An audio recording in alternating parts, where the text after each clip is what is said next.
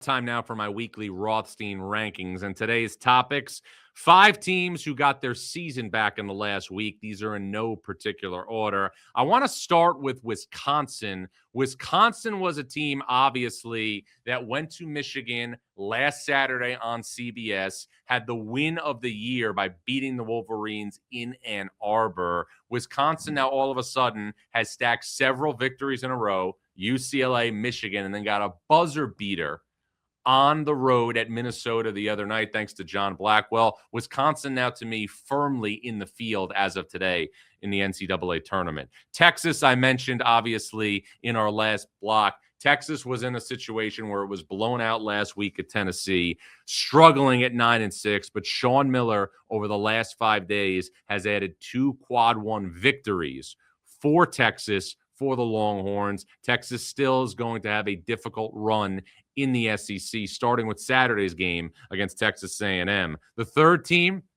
is going to be St. John's. St. John's made a lineup switch about a week and a half ago. Rick Pitino inserted Dylan Mitchell into the starting lineup for the Red Storm. And now all of a sudden, Rick Pitino has at his disposal one of the great glue guys in college basketball.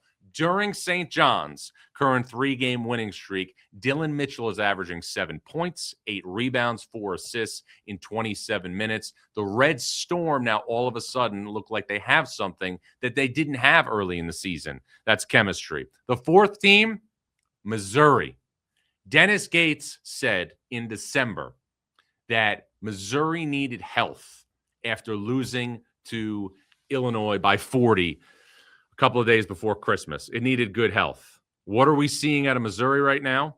Missouri gets back Trent Pierce. Missouri gets back Jaden Stone. And Missouri has a resume right now, which includes a road win at Kentucky and a home victory over Florida, as well as a home victory over Auburn. Missouri, to me, looks in a situation where it's on a trajectory to play in its third NCAA tournament in 4 years under Dennis Gates. Mark Mitchell having a heck of a season. And then we'll cap this off with another SEC team, and that is Texas A&M.